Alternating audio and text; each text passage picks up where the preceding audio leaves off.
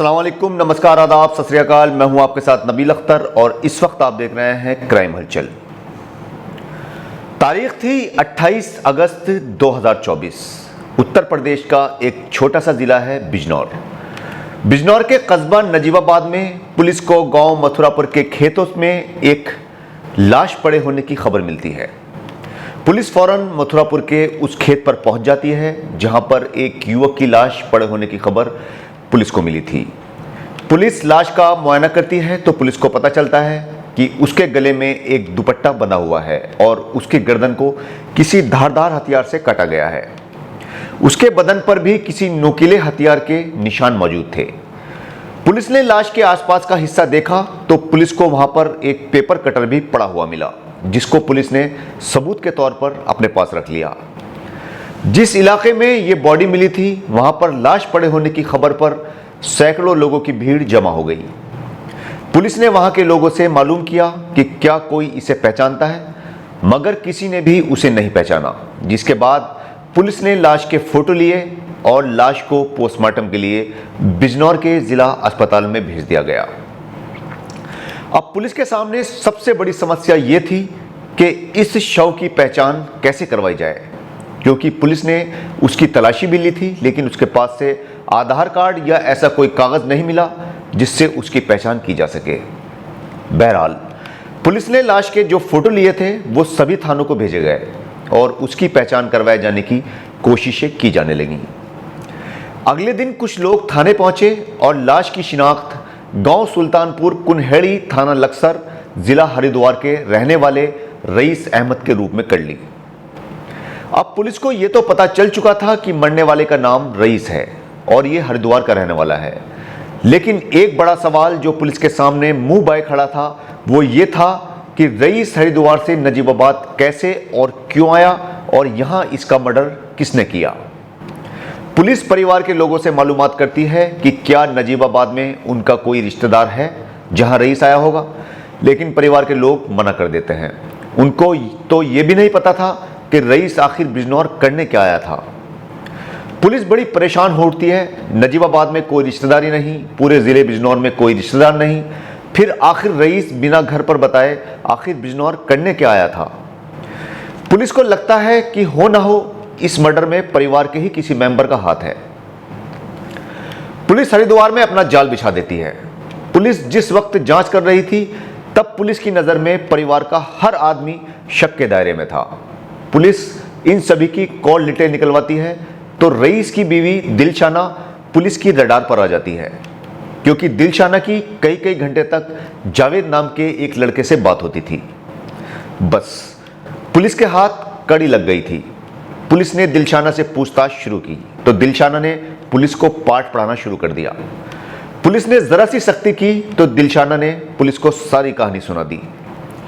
कहानी सुनने के बाद पुलिस एक्टिव हुई और 3 और लोगों को पकड़ लिया गया, जिनके नाम जावेद अली, आकाश और वाहिद हैं। ये सभी हरिद्वार के ही रहने वाले थे।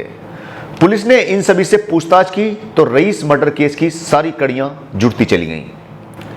जावेद ने पुलिस को बताया कि उसका दिलशाना के घर पर आना जाना था। इसी बीच उसकी आंखें रईस की बीवी दिलशाना से लड़ गईं। दिलशाना और जावेद एक दूसरे से चोरी छिपे मिलने लगे।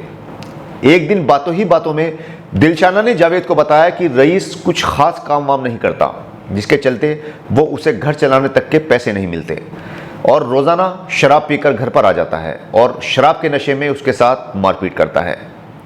ये सुनते ही जावेद भड़क उठा। उसने दिलशाना से कहा कि अगर वो उसका साथ दे तो वो उसकी ये सारी समस्याओं को दूर कर सकता है। दिलशाना ने उससे पूछा कि कैसे, तो जावेद ने उससे कहा कि हम रईस को ही मार डालते हैं और कुछ वक्त बाद हम दोनों शादी कर लेंगे और किसी को पता भी नहीं चलेगा। दिलशाना इसके लिए राजी हो जाती है।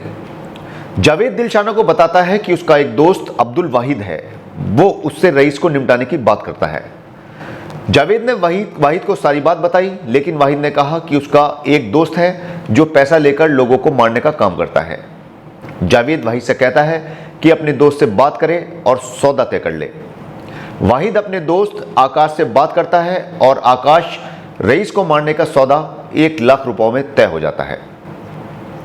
जावेद आकाश को 40,000 रुपये एडवांस दे देता है और बाकी के 60,000 रुपये बाद में देना तय हो जाता है। अब मसला यह था कि रईस को आखिर मारा कहाँ जाए। जो ये लोग पुलिस के शक में ना आए, इसके लिए इन सभी ने मिलकर एक प्लान बनाया। इन्होंने तय किया कि ये रईस को कोई काम दिलवाने के बहाने से कोटद्वार ले जाएंगे और वहीं पर इसका काम तमाम कर देंगे। इसके लिए जावेद ने रईस से बात की। उसने रईस से कहा कि तू इस वक्त खाली चल रहा है, कोटद्वार में एक काम मिल रहा है, चल बात करके आते हैं। जावेद तैयार हो गया और ये सभी उसे लेकर लक्सर से ट्रेन के जरिए नजीबाबाद आ जाते हैं और वहां से कोटद्वार के लिए निकल पड़ते हैं।